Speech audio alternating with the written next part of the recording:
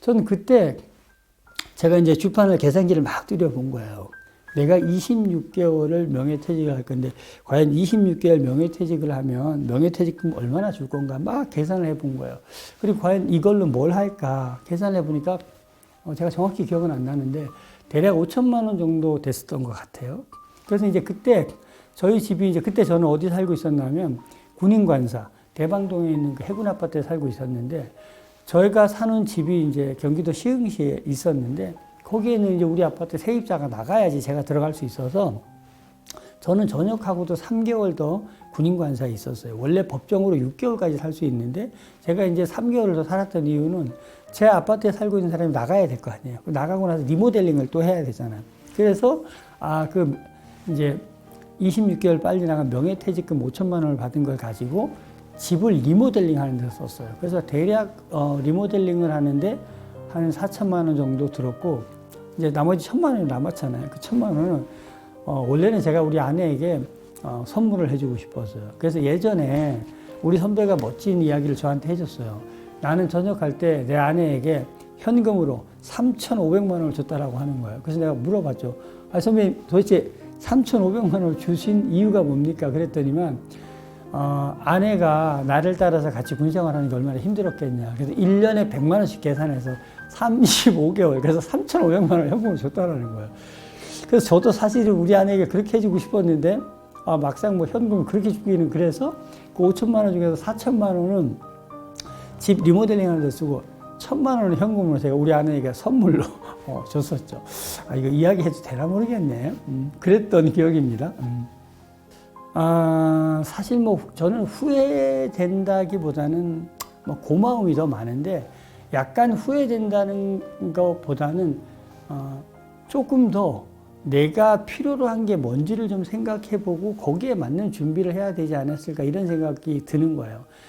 막상 이제 내가 퇴직하기 전에 정말 뭐 군생활 할 동안에 자격증 시험을 뭐 1년에 한두 개씩 기회가 있으면 이것저것 많이 땄어요. 그리고 그걸 가지고 퇴직하고 나면 뭐 이렇게 살지 않겠어? 이렇게 생각하고 많이 땄었던 그 자격증이 지금 현재 제가 쓰고 있는 게 운전면허증밖에 없어요. 그래서 그렇게 정말 우리가 뭐 군생활 할 때 옛날 그 6.25 사변 때 전쟁 영화를 보면 총을 막 이렇게 쏘면 안 맞는다고 얘기하잖아요. 그래서 내가 다시 전역하기 전으로 돌아간다면 정말 퇴직 이후에 어떤 가야 될 한 방향을 위해서 그쪽 방향에 준비를 했으면 좀 더 좋지 않을까 저는 이런 생각이 들어요. 사람들이 퇴직하고 나서 제가 만나는 사람들도 물어보면 그런 이야기를 많이 하는 것처럼 좀 정말 자기가 은퇴 이후에 해야 될 분야를 해야 되는데 저는 정말 돌이켜 보니까 제가 나와서 작가나 강사나 상담가로 살고 있는데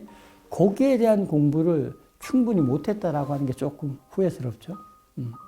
퇴직 후에 사실 가장 힘들다라고 하는 건 보면 세상 일이 내 마음대로 안 된다는 거예요. 그러니까 내가 아무리 나 이거 잘할 수 있어, 나 이쪽 분야에 잘할 수 있다니까요 해도 사람들이 그렇게 인정해 주지 않는다는 거죠. 예를 들면 뭐 내가 퇴직하고 나서 강사로 살 거야 이런 사람 되게 많습니다. 저뿐만이 아니라. 그러나 내가 아무리 그런 준비를 잘했다라고 해도 사회는 그걸 인정해 주지 않아요. 왜냐하면 나오면 제가 느끼기에 듣보잡인 거예요. 그죠? 그냥 뭐 군인 출신에 전역했는데 강의를 해보겠다라는 사람이지 제가 유명한 사람이 아닌 거예요. 근데 세상에 나와 보니까 그런 사람이 너무 많은 거예요. 그래서 내가 용기 백배하고 나오지만 만난 사회는 그렇게 만만하지가 않았어요. 그래서 내가 원하는 대로 되는 일이 그렇게 많이 없더라. 그게 현실의 벽에 부딪히면서 첫 번째 느끼는 좌절이고 이게 정말 제대로 내가 생각했던 것만큼 되는 일이 아니구나. 그런 걸 느낄 때가 좌절감이라기보다는 좀 더 마음을 단단히 먹고 나를 강하게 해야 되겠다 이런 생각이 많이 들었죠. 퇴직할 때 이제 우리 아들은 뭐 이미 이제 장성에서 자기 일을 찾아갔고 딸은 이제 대학생이었어요. 그런데 뭐 자녀들은 큰 뭐라 그럴까 아빠가 뭐 정년퇴직을 해야 되겠다 아니면 뭐 명예퇴직을 해도 괜찮아 이런 마음은 별로 없었고 그리고 이제 저희 아내 같은 경우도 이 사람이 속으로는 그냥 정년퇴직을 하지 왜 26개월 빨리 나온다는 거야. 이런 느낌을 제가 많이 받았지만 입으로 여보 뭐 당신 나 정년퇴직할 때까지 좀 다니면 안 될까? 이런 이야기를 하지는 않았어요. 내가 이제 원체 33년만 하면 나는 정말 빨리 나가서 뭐 돈이 될지 안 될지 모르지만 그냥 내 일을 했으면 좋겠다 이런 이야기를 많이 했기 때문에 결사반대는 아니었다. 그리고 그냥 뭐 묵묵히 아빠가 알아서 하겠지, 뭐 남편이 알아서 하겠지, 뭐 그런 믿음으로 좀 지켜줘 봤다. 뭐 그런 게 저는 우리 가족들에게 고맙게 생각하는 부분입니다. 제가 조금 전에도 이야기했을 건데 내가 만약에 퇴직 전으로 돌아간다면 저는 사실 이렇게 해보고 싶어요. 제가 퇴직 전에 고급 장교들에게도 그런 이야기를 했어요. 군에서 퇴직 전에 1년 동안 쉬게 해주는 이 전직 교육 기간을 좀 나눠서 쓰게 해달라. 예를 들면 20년 됐을 때 3개월 쉬고 30년 됐을 때 3개월 쉬고 퇴직 전에 6개월 쉬면 어차피 1년이거든요.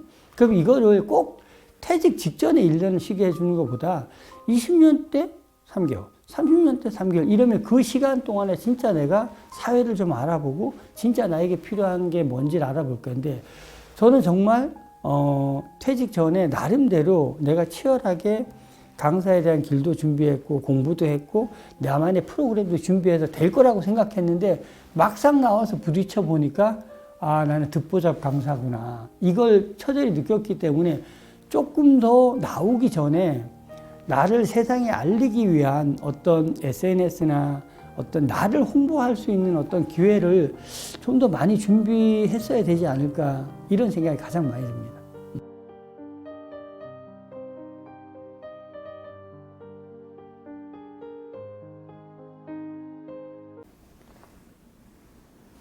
안녕하세요. 너하나의 은퇴학교입니다. 오늘은 여러분들께 특별한 제안을 드리고자 이렇게 영상을 찍게 되었습니다. 자, 오늘 그 특별한 제안은 바로 이런 겁니다. 우리가 50대 살다 보면 사실 참 속에 답답한 일들이 많아요. 그런 이야기를 함께 나누어 주실 분들을 모집하려고 합니다. 살다 보면 일단 50대쯤 되다 보면 직장에서 직장 상사하고의 갈등 문제, 남편하고의 갈등 문제, 시부모님하고의 갈등 문제, 자녀들과의 갈등 문제, 친구 사이의 갈등, 속 터지는 일들 너무 많거든요. 하지만 우리는 사실 그 얘기 못하고 살았거든요. 그런 이야기를 들려주면서 누군가의 얘기를 듣고 누군가가 또 공감을 받을 수 있고 누군가가 위로받을 수가 있거든요. 그런 이야기를 함께 나누어 주실 분들, 여러분들을 모집하고 있습니다. 누구나 다 여러분이 갖고 있는 그 작은 이야기를 듣고 정말 한 사람의 인생이 바뀔 수도 있습니다. 여러분들의 의견 마구마구 기다리고 있겠습니다. 신청을 하실 분들은 아래 이제 링크 링크. 누르시면 양식이 있거든요. 그걸 써주시면은 은퇴 전략가님께서 직접 전화를 하셔가지고 통화를 하시면 됩니다. 저희 은퇴학교 많이 사랑해 주셔서 감사하고요. 앞으로도 많이 좋은 컨텐츠로 찾아뵙도록 하겠습니다. 고맙습니다.